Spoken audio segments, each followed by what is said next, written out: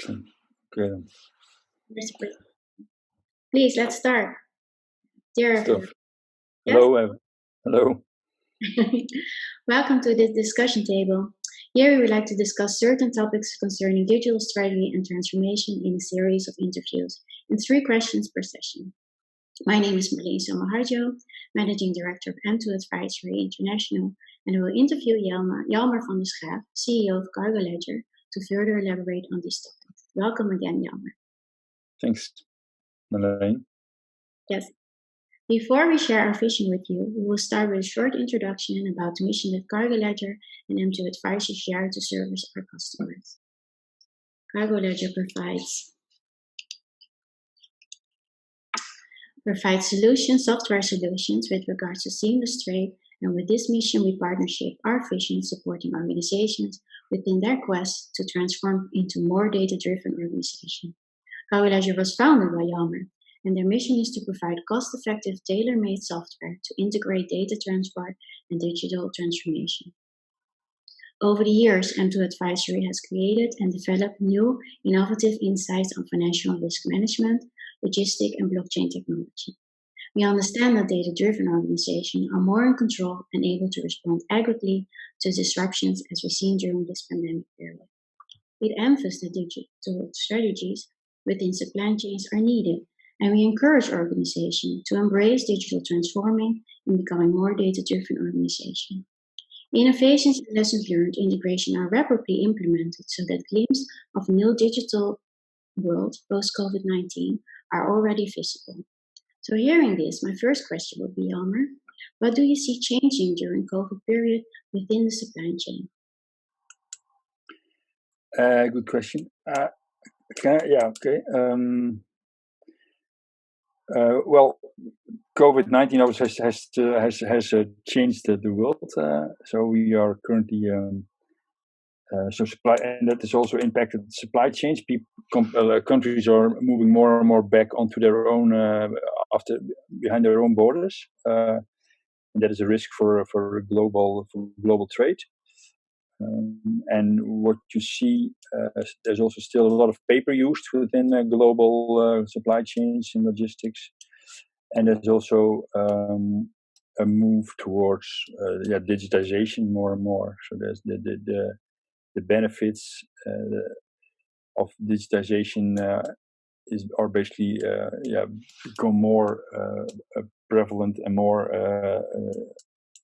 seen as a solution to specific issues that we have with the current paper-based supply chains, basically.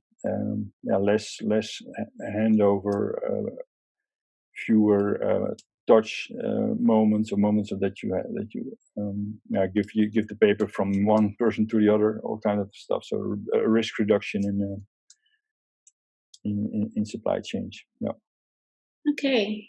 Well, and then from that point of view, for the blockchain applications, you haven't mentioned that, I think, but what do you think is now the most appropriate within the supply chain? Now, what you see, there are quite a lot of companies and consortia working on blockchain solutions that add value in supply chains. Because you mentioned we are we don't really make tailor-made software. We basically work on a platform and on a framework. So combining both a platform and a framework that makes the sharing of shipment information easier. And and we use blockchain as a base underneath that. And what we then do is basically we give everyone a digital identity, every actor within the supply chain.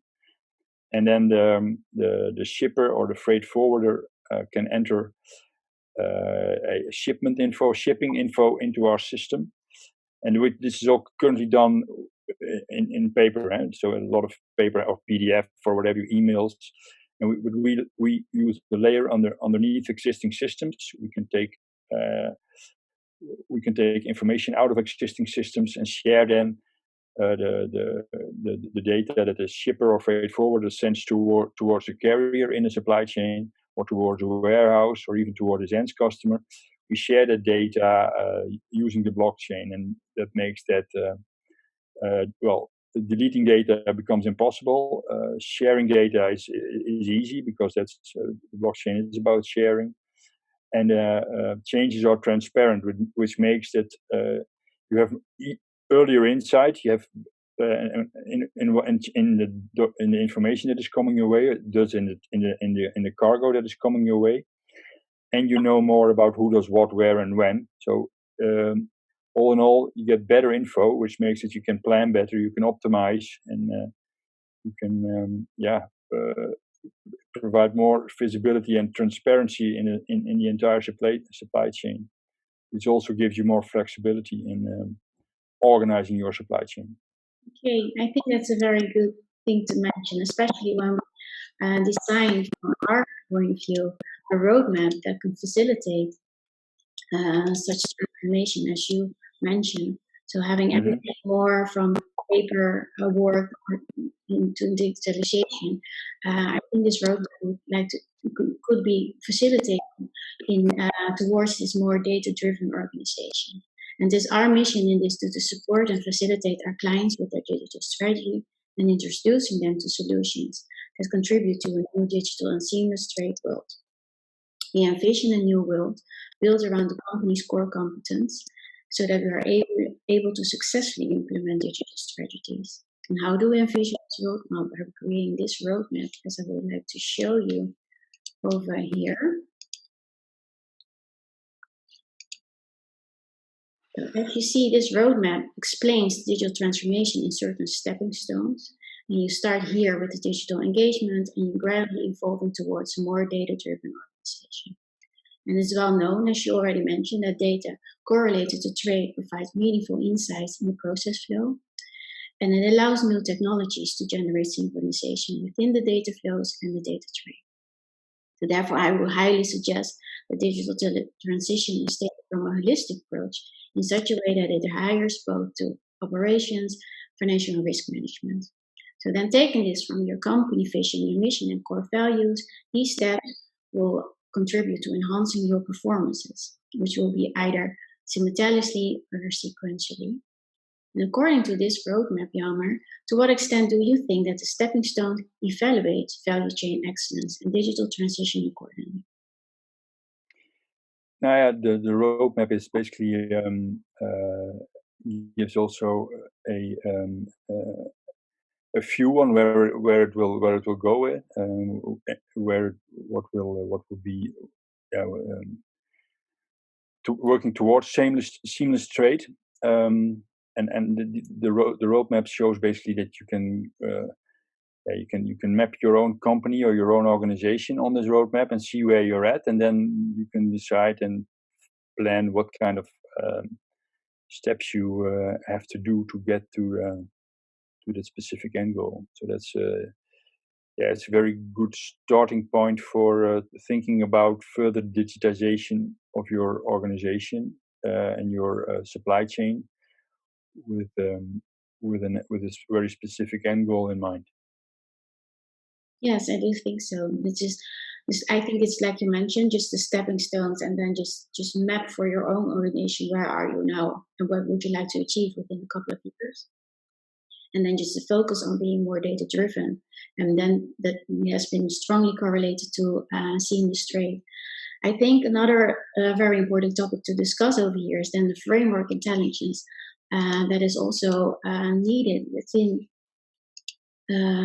around digital strategies and transformation. As shown here, this framework is a strategy where the framework is more than a reference point, connecting different elements that need to be taken into consideration within the supply chain and seamless trade as a future end state. So not now, but it's just now everything taken from one point of view.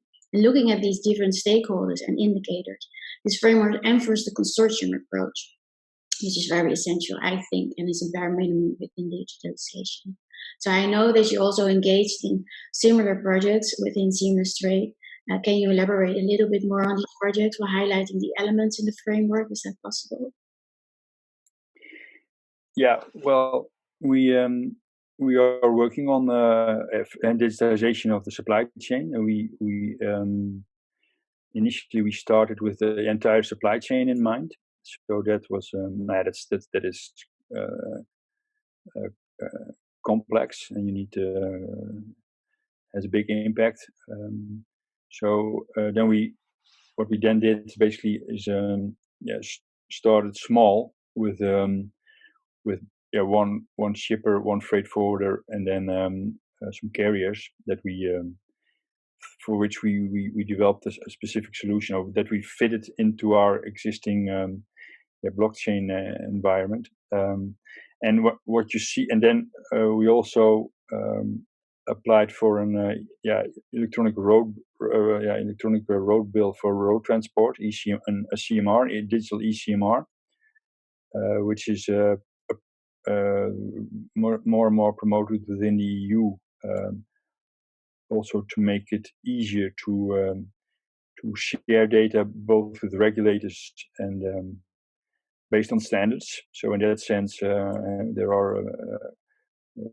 are several standards within the global supply chain, which makes the sharing of data complex, because basically one party does not understand what the other party means when they're talking about specific goods or other kind of matters. Then there is also a lot of regulation that is not harmonized, basically. So that's there are a lot of efforts going on in that field. The UNC-FACT, GS1, United Nations, also within Europe, even within the Netherlands, on sharing data and making sharing easier.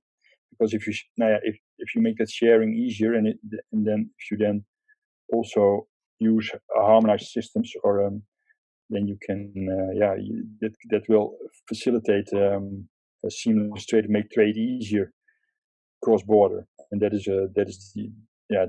makes the world a better place. Yeah. Yes, I think so. Perfect. Yes, I do have the same vision in mind. So perfect. Let's continue then, because I think if we just mention it both, we don't see digital strategy more as a trend; it's more a necessity to implement within the current economic Mhm. situation. Yeah, I mean, it's definitely happening already, and it's moving quickly. So yeah, it's good to, if you, depending on where you're at with your company, that you either create or organization that you start looking into, if you have not already, start looking into a sound digital strategy to get towards this, to surf on the waves of digitalization that are more and more coming our way, basically. Yeah. Yes, I do think so. I think looking at this, we can both offer from a strategic as a practical, sustainable solution. I think we're, like I mentioned, a partnership. So if you're willing to invest in a seamless trade supply chain, I think these are the solutions that we're both talking about. And this one is a blockchain technology to ensure auditable data and instant payment solutions, flexible and cost-effective software, and a framework intelligence for your governments and compliance in financial risk management. So, looking at these solutions, Yama, what do you see? What objectives are being met when we implement such solutions? Yeah, you make interesting. There are several issues for supply chains. I would say there, and you want a lot of bigger companies uh, need to meet, obviously, be compliant more in a more easy manner. That can be sorted with implementing blockchain solutions. Need more transparency, visibility, transparent. The customers, the end customers, are more and more asking, okay, are indeed these goods coming from the place or the factory you state they're coming from? You can track where the goods are coming from, where they are going also. So if you want to have more sustainability, you can you know where specific goods ended up. You can store that on a blockchain or in a and then if for example a building needs to be reused or needs to be dismantled, you can it's much easier. It will be much easier to reuse specific goods that were used to build that initial building. So that will also help. It's still a long way to go, but yeah. There are several issues or several things that will be sorted. So transparency, compliance, visibility, and also the cost. Yeah, and also the cost of doing business will go down because that's what also blockchain is about. It's cost of transaction will be will be less. Yes, I also think so. Because I think that when we focus on these objectives, we already see a glimpse of a new digital world arising. So we already touched upon acknowledgement that digitalization is not a trend, but is seen as a game changer. And from there on, I think the future developments will take place in I think in the near future, at least say within now and 3 years or even faster could be. But then the digital strategies will accelerate developments and innovations.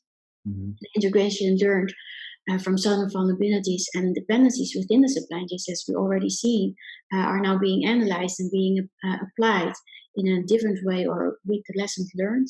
We'll be more focused on user experience, security, and digital integration. So, the focus is now we will both physically and remotely service our customers, and then the focus on being more remotely should be evaluated because that is totally new right now. And having this new element in this, you need to focus on your security. That should be your highest priority within the digitalization. I think the next point will be the partnership with technology partners to foster smart infrastructures. And as I already mentioned, this framework and this intelligence around this, having your governance, your financial and risk management in conjunction with your digital strategies. So if we will look at this, I think the next the recommendations that we would like to give in line with these future developments would be that innovations must be accelerated to create more supply chain and focus on cost reductions, as you already mentioned, mitigate financial risk. So looking more at instant payment solutions and focus on waste management. You need to reassess or assess your readiness to adopt digital transformation, referring to the roadmap. And the last one is this on embracing this roadmap and digital transition and strategic in digital transition and strategic approach to design high quality supply chain. So these were the elements that we wanted to discuss with you today. Is there something that you would like to add? Not me. It's good. Good. Yeah, so the topics that we discussed today are a bit on our mission and our vision with regards to the digital transformation, the roadmap that we designed to embrace this digital transformation, this framework intelligence to emphasize the dynamics between the different stakeholders and the indicators that needs to be in place to ensure a seamless trade, and some future developments and recommendation accordingly. And a follow-up on this interview is a more technical webinar about the role of blockchain technology and supply chains, which is scheduled on the 6th of October. Cargo Ledger is founder in the Netherlands for the Blockchain Netherlands Foundation, so hopefully you will join us. And for now, I would like to ask the participants if you have any questions, please feel free to leave them in the Q&A section below and/or email us. We will discuss your questions and answer them during our next interview. We will try to, and during our next interviews, we will elaborate more on digitalization as seen as a game changer and future developments around instant payment solutions. So for now, I would like to thank you, Jan, for your interview and your time. Okay, you're welcome. Yes, and thank you for joining us. We appreciate your time and attendance. We'll talk to you soon. Bye for now. Bye.